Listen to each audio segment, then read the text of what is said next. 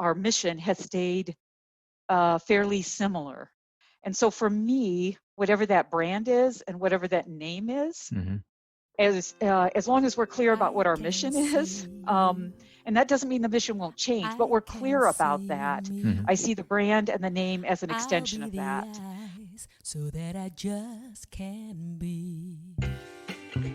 This is another episode of a special series called Enough for All of the podcast Walk, Talk, Listen. This series sheds light on 75 years of an NGO called CWS. My name is Maurice Bloem and I welcome you to another episode of Walk, Talk, Listen.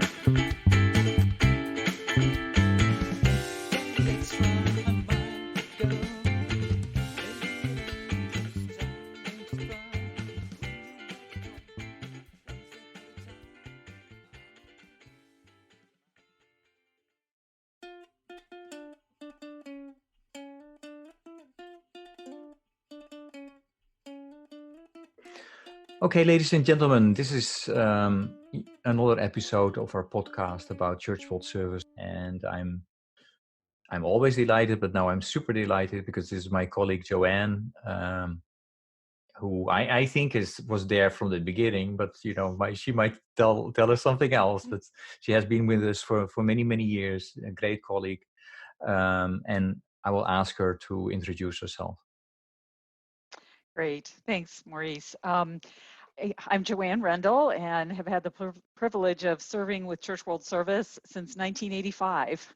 Have worked mainly within the context of the U.S. and in providing services to undergird the mission around the globe. So have been located in Elkhart, Indiana, for those of you who know where that is, in northern Indiana, not too far from Chicago. So my role currently is I serve as Chief Financial Officer for Church World Service. Yeah. So Joanne, and you are really, I think it speaks for the type of organization Church World Service is, but you really went from when you were young, you know, and then you grew with the organization. So can you tell a little bit when you started and how old you were and what you did, and bring us through that. Sure. Yeah, it's been a privilege. As I said, I started in 1985, and in those years, I was in college, and so I was studying, and had actually the person who would become my mother-in-law was working with Church World Service, and I was looking for something. I was going to school full time. And was just looking for something work-wise, and really kind of came upon Church World Service in that process, both through my now mother-in-law as well with some people in church. I grew up in the United Methodist Church and was active in various Church World Service things. So I started actually doing data entry, and I did that at the time. Some of you may remember in 1985-86 was the height of the terrible famine in Ethiopia. And Church World Service at that point was starting to put together a mailing list of people who were responding and wanted to respond to that famine, and starting to putting together that mailing list to start to keep people up to date on what was happening as a result of the what Church World Service was doing in the famine and so forth. And from there, as you said, it feels like the years have gone quickly, but had many different roles within Church World Service, all in providing support and service. And whether that was in data processing, whether that was in information technology, income processing, accounting, finance, business operations, and then just kind of moved from there, and then was privileged to be called into the role of CFO then in 2000. And even since then, the organization has changed a lot, as well as the role has changed a lot. But that's a little bit of my history in terms of how I came to Church World Service, and I do think I feel privileged, as do many others, that was able to grow within Church World Service and be able to hopefully gifts, which in my case are kind of behind the scenes and support gifts to further the mission.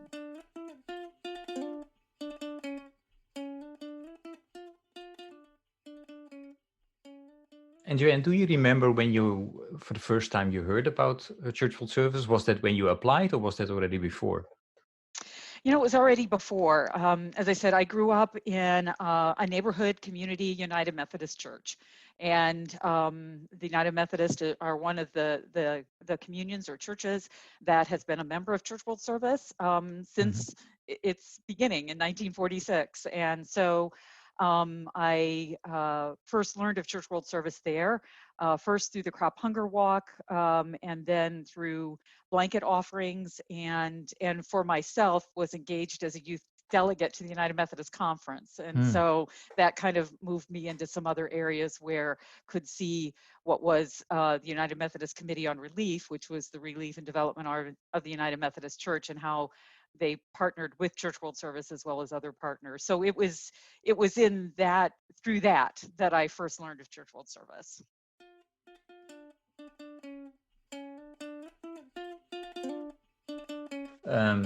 And so you were also there when Church World Service was still part of the National Council of Churches. Yes, yeah, absolutely. Yeah, as I starting in 1985 and working at that point, our office in Elkhart, Indiana, really serviced what at that point what could have been called, community education and fundraising or resource development. It had many different titles, but it really was servicing here in the U.S., which was a lot of both fundraising, and then over the years really added a lot of community education, root causes of hunger and poverty, and so forth. And so that's where we started in the financial operations or the service operations in Elkhart. And then in 2000, when Church World Service began to handle its own finance and program activities, and then moved from there into a separate 501c3 organization, then expanded the operation within Elkhart and those services to serve the whole of Church World Service, not only in the US, but globally. And so really moved quickly into many areas.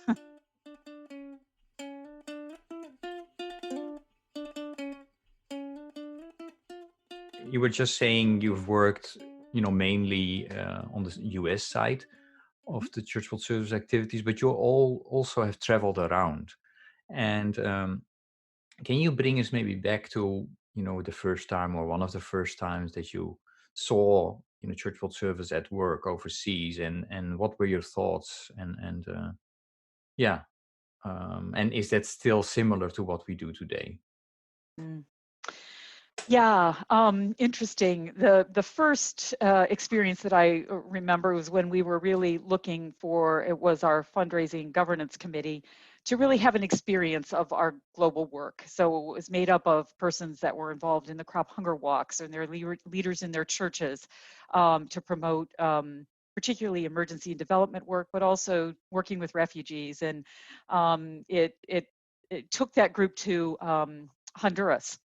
And we worked in partnership, really doing a lot of food security work, what we would now today call food security work. At that point, a lot of agricultural work, a lot of work with farmers, a lot of work around fisheries and so forth. And so that was actually my first experience. And so that was in the early to mid 90s, actually mid 90s at that point. And it was a good experience, both in terms of program, also learning about constituency, but about partnership. Partnership has been fundamental to Church World Service. How do we partner globally? How do we work with grassroots organizations who have a much better sense of what is needed in Honduras than we do? And so it was, I think while things have changed over the year, that focus on partnership was something that I remember very vividly from that team, and dedication. Oh, the dedication of the partners. And then more recently, have had more opportunities as we have really worked as Church World Service to really, I'm going to use the word decentralize, but really kind of not have one central location where we had a lot of leadership, but really to look at that from a global perspective and have moved in that direction. And so from a finance perspective, have been working with finance staff in various parts of the world in terms of our policies, our protocols, our monitoring, our evaluation. And through that, have had also the opportunity to work with a lot of leadership and travel. And two things that come to mind very quickly. One is an opportunity, because I had not traveled for a number of years, that colleagues in Asia, that I was able to travel in Cambodia, where we have a long, long history of working in Cambodia, working with the local governments, and really a lot of work around livelihoods, around water and sanitation, a lot of around agriculture and food security and nutrition, a lot of work around nutrition, really at a very local level. But it was an extended time of really being able to go into the communities with our staff and partners in Cambodia. And it was a real gift, really, to learn so much how respected the community leaders were. And one of my big visions of that is just whether it be a rice co-op or whether it be a livelihood co-op, just how the community came together to share resources with one another. So talking with a mother about her child who got sick, and she had no money, but the co-op helped to get that money to take her her child to a place where they could find help. And I just think, isn't that something we all would like today? And unfortunately is not something that many of us have, particularly in the developed world. And I guess lastly, a trip in 2019 was the first trip I had made to an emergency, really an emergency, and it was in Central Sulawesi in Indonesia after 6 months after the earthquake and tsunami. And 6 months after, and seeing the red zones in the land that was just engulfed, and whole communities that are just no longer there. And 6 months later, while the government was working at it, people were living in torn tents, and really they wanted their children to go, the things that we want, their children to go to school, food, livelihood, and so forth. And just I would say that was probably one of the most impactful pieces, just in terms of just how complex and difficult, and the resilience of persons was incredible. So yeah, it has been really a blessing, and hopefully I feel like I don't even do justice to being able to communicate, but try to do that as best we can. Yeah, those are some thoughts, Maurice.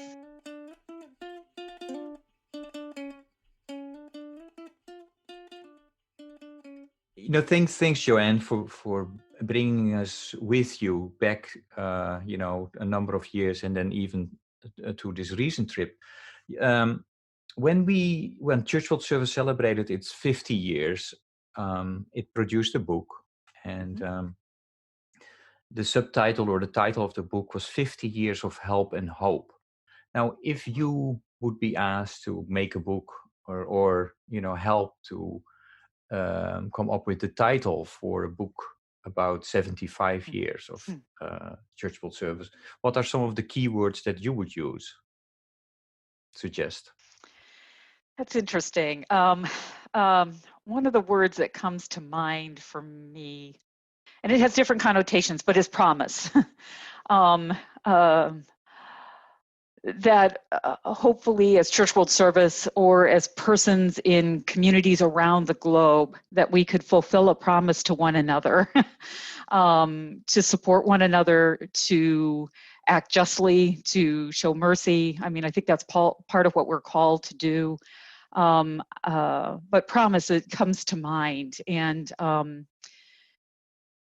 yeah, I think about that because I think, help and hope, I think has been good, but it's that promise of something better. And we would all kind of yearn for the time when our mission of working together and transforming communities with just and sustainable solutions for disaster, for displacement, for hunger, for poverty, may not be needed. I think that we've all seen kind of little pockets of that. I'm thinking about a school in Kenya which one of our member churches supported, and was the first school that used solar energy for teaching computers in this very remote village for its children so that they could have a promise of a better life.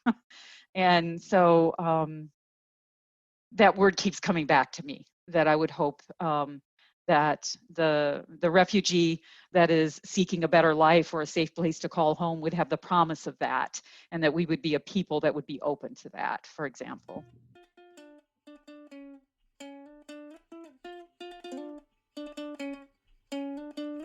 I would like to continue to think about the past and then bring us, to the now. Now, my kind of, if I'm asked, can you kind of describe, the journey of CWS? I often say, well, I think we started as a U.S. Christian organization trying to work ecumenically because, together we think we can do more than apart. I think over time we have grown into a global organization, is even interfaith. If you hear me saying that, and you don't have to agree, but what is your reaction? Would you agree, or you don't agree, or can you react to that? No, I think that that's very true. I mean, I come to this work as a person of faith. And so that is a big component which draws me to Church World Service. And so I would hope that persons of faith would come together to make a difference, to build that better life, to make sure there is enough for all. And I think in the context globally today, which is very different than we started in 1946, which was a much more US-based Christian organization, I think in order to have impact, in order to find solutions to the issues of hunger and poverty, and to find that safe place for everyone to have a home and so forth, that requires us, really has required us and will continue to require us to really act out of our faith, but do that in a much broader context, which is global and is interfaith, so that we can learn and partner together in that. So I would agree. Mm-hmm.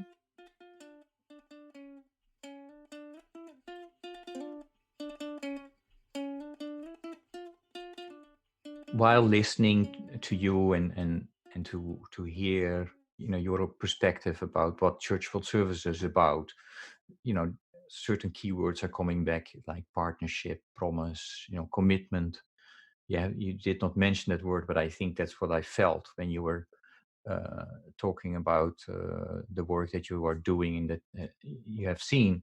Now, if I would ask you to name one colleague or one partner or one supporter of CWS that best embodies of what Church World Service is about, who will you name and why? And I understand, because I've asked many people and they say, oh, it's difficult to come up with one, but I'm asking you to come up with one person. Yeah, that is very hard. It is hard because I'm thinking of the many staff over the years and many donors that we've donors in particular, for me, that have interacted with quite a bit.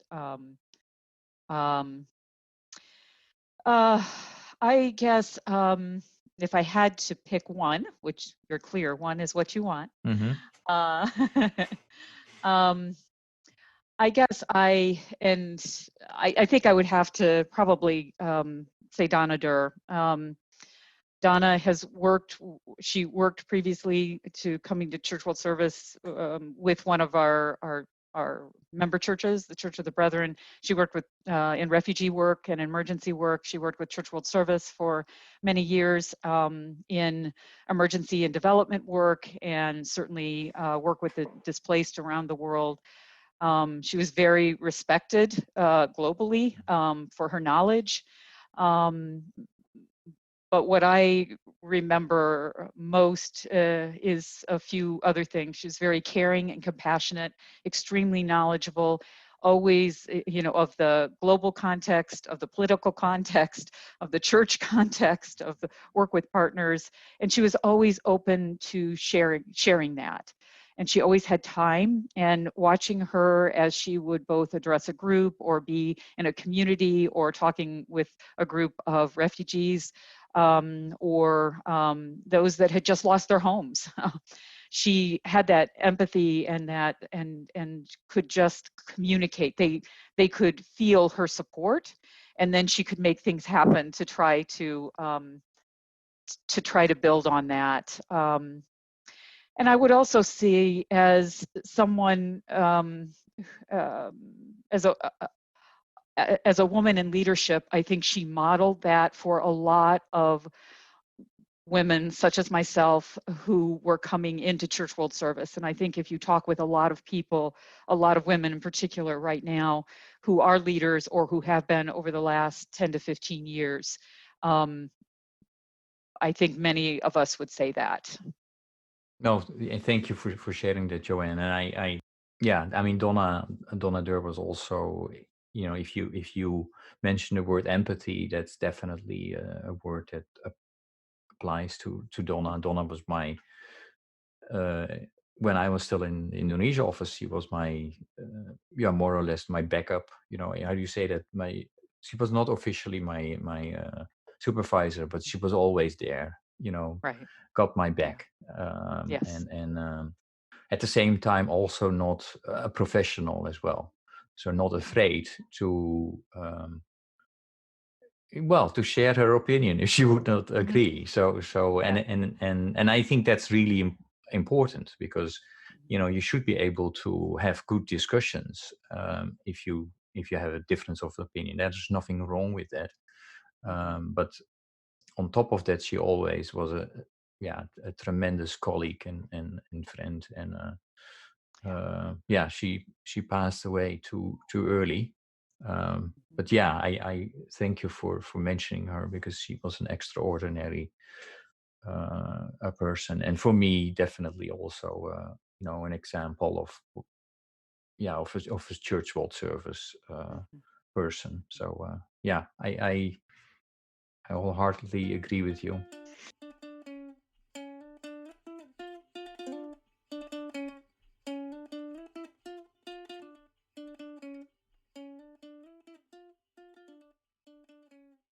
Yeah, Joanne, I continue to push you a bit in terms of coming up with anecdotes and stories to help our listeners that don't Sure. know church world service in and out, to get some pictures of what type of organization we are in, and why people like you and me are already for decades with this organization. So Right. because it's an awesome organization, and we believe in its mission and how we do the work. If I would ask you to come up with an anecdote or an experience which best describes your time with CWS, and I know there will be many, but share one of those memories. You know, I don't know if this best describes, but it is Hmm. something that is very, that I think about. One of the ways that Church World Service raises awareness around hunger and poverty in the U.S. is through the crop hunger walks. And there are crop hunger walks in many communities around the United States, and have many supporters, and many of those supporters for years, and they've experienced hunger themselves. Talking with some at the time of World War II and experiencing hunger and coming to this country, and that motivates them, for example. And one couple that I think about is in our local Elkhart Crop Hunger Walk, and it was Judy and Dale Stickle. They were part of a local United Methodist church, and for years um, participated in the crop hunger walk. They were very active in and trying to look at the root causes of hunger and poverty, trying to look at issues around climate change, really exploring things around food security and nutrition, and education for children and so forth. And I had the privilege for several years of walking with them. And Judy was the top fundraiser, and everyone talked about her. They wanted to support the crop hunger walk because Judy was so passionate about it, and you could see that passion. And one of the Dale has passed away 3 years ago now, and Judy has not been able to walk. The last year they were able to walk. Judy actually was under the weather, and so Dale pushed her for the 5K. They didn't peel off at the 1K. They always did the 5K, and I walked with them as they just talked about what Church World Service meant to them and their experiences. Did they ever see any of our work around the world? No, they didn't. Were they quite active in the community and took advantage of anybody who came from Church World Service to talk about the work and why it was important? Yes, they did.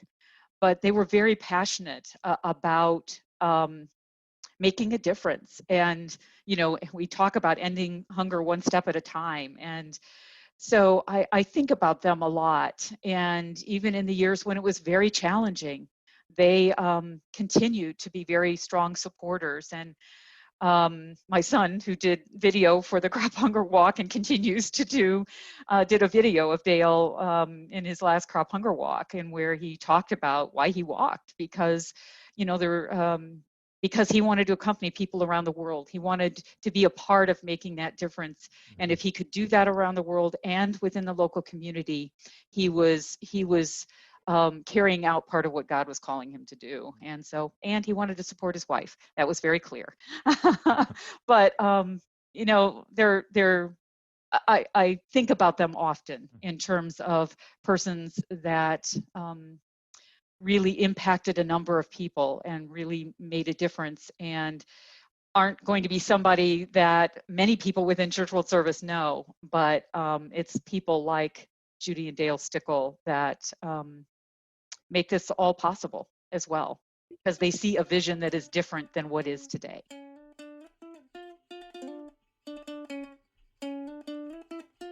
Yeah. No, really, thanks again for sharing that. I mean, for me, well, you know, when my career within CWS started in the so-called field, right in Indonesia, and when I heard about the crop hunger walks, I had no clue what that was about. So, you know, the first time I was asked to go to the US to speak, I was amazed by this enormous volunteerism and the drive to be part of this.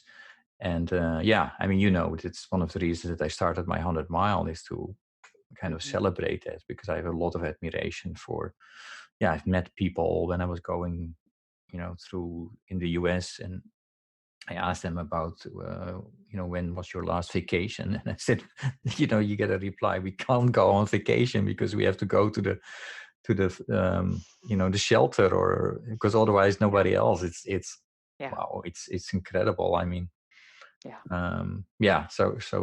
thanks for sharing that. It's pretty remarkable. Grassroots is maybe also not a word that we had not mentioned yet, but definitely part of Church World Service. Absolutely. According to me, we as an organization are also still in the middle of this discussion about, okay, what is there something that we need to do with the brand of CWS, because younger generation is changing, and yes, our supporters are very, very loyal, but our average supporter is, you know, getting older. So do we need to make a change, and what is that? And part of that discussion is we should look at a possible name change.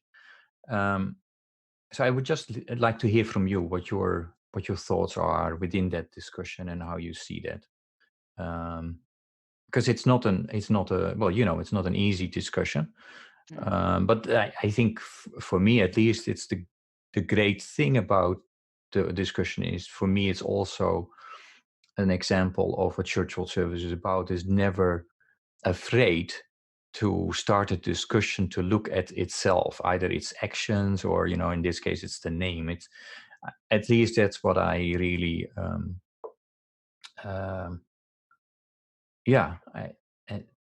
over the years have admired about this organization, is that question. question, you can always ask questions, and there will always be discussions. Actually, Right. So yeah, can you give me your take on that? Yeah. Yeah. I, you know, I agree with you. I think that if you look through the history of Church World Service, it has evolved, and it should evolve because the context is changing. So whereas we would have started initially perhaps as an organization that responded to emergencies, and particularly emergencies that persons that were displaced at World War II were experiencing, and then you start to look at, okay, what is causing that? And so then you start to look at, okay, how do we really look at the root causes of hunger and displacement, and how do we change that, and how might we be able to have that just and sustainable solution? And then you look at, some of it's about our policies, and so continuing to look at that, and part of it's about education. I think within all of that, what is woven through that is our mission has stayed fairly similar. And so for me, whatever that brand is and whatever that name is, as long as we're clear about what our mission is, and that doesn't mean the mission won't change, but we're clear about that. I see the brand and the name as an extension of that. I personally, I believe that the faith context of who we are is part of what makes us unique. And it is what makes us unique as well, and sets us apart from some organizations. And I think that maintaining that, I think, is a critical piece.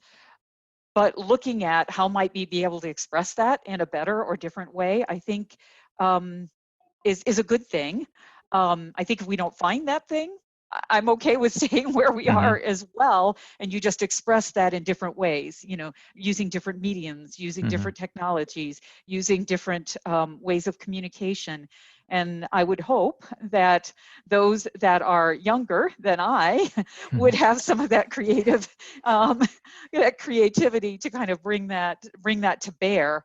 But I also hope that at the core of that is how we communicate who we are and how we want to work, and what makes us different in that needs to be very clear in our brand and in our name.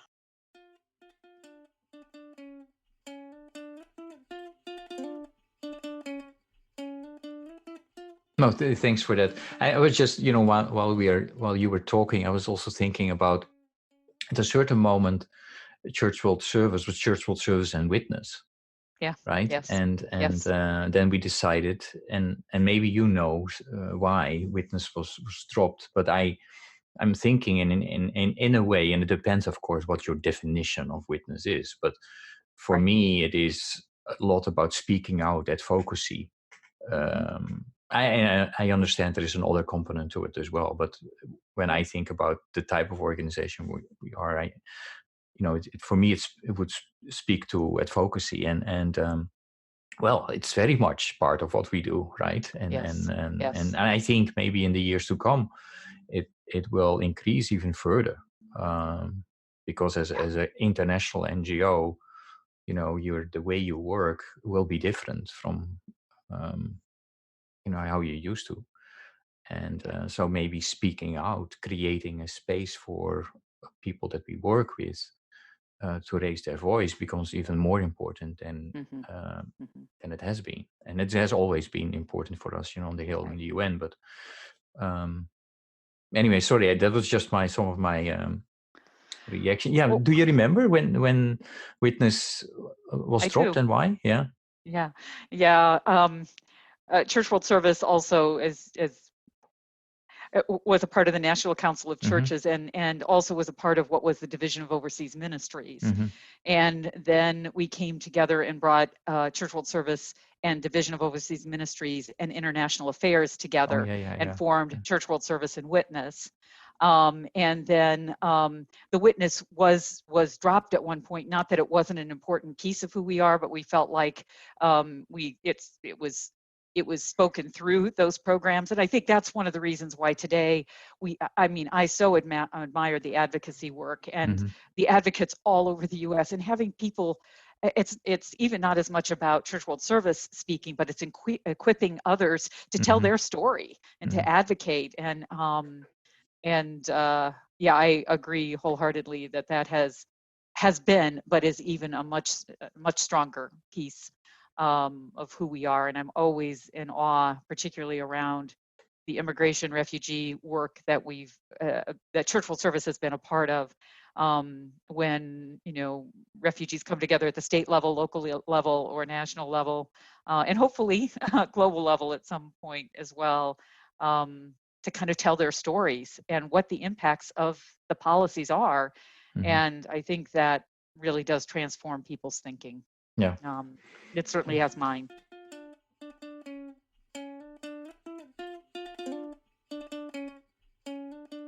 No, and it's extremely important. Part of this series, there is also a conversation that I had with David Beckman of Bread for the World, and Yeah. when I asked him to come up with an anecdote about or an experience of where he had worked with Church World Service. I should not tell the story because people should listen to the other podcast, but it's really interesting because he recalled, that he was active with John McCullough, our president, of Church World Service with advocating on the Hill for a particular matter, and years later, he realized that particular action had a lot of impact.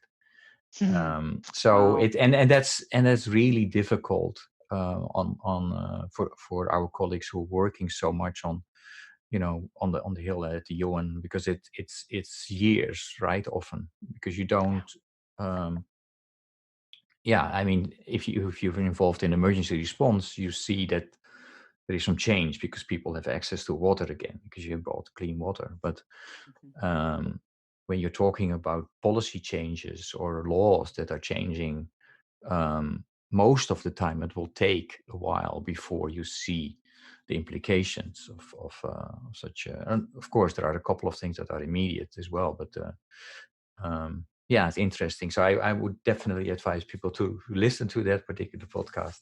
Oh, Yeah. definitely will, because I think you've named another thing which is important, which is commitment over the long term. So 50 years, 75 years is great, but it's unfortunate that the needs are still there, but that commitment and that vision over a long period is critically important. That's very important, and that's interesting.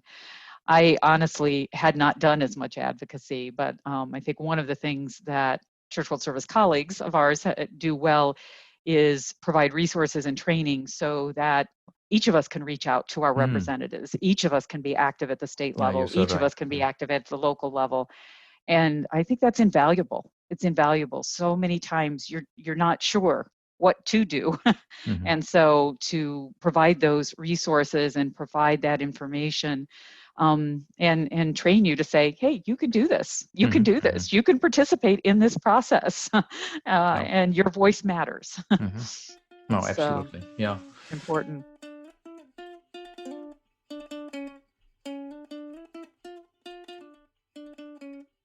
What would you like to say? What would you like to wish for CWS? Mm, mm, mm. An interesting question. Uh, I think I mean, we talk a lot about, we wish for a world where there is enough for all. I guess I wish for a world where people recognize, respect one another to the point in which indeed we want to share, collaborate, and cooperate together for the betterment of the whole and for each other. Being called to love your neighbor. Um, and I would hope that we could be in that place where we indeed love our neighbor and we support, serve, cooperate, collaborate, accompany, so that indeed it is a better place and there is enough for all.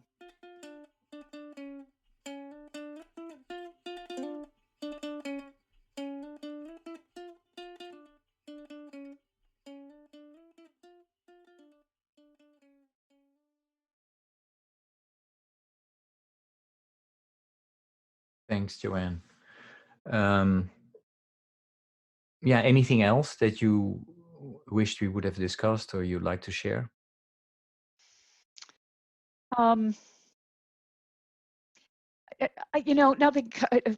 nothing major comes to mind. I think one of the exciting things, and again, maybe it is just after having been with Church World Service over a long period of time and feel like I'm just learning more and more each day, as we all are, I think.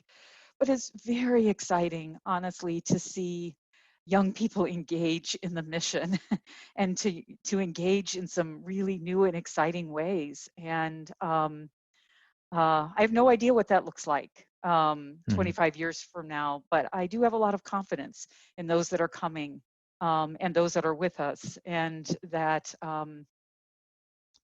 it will be better.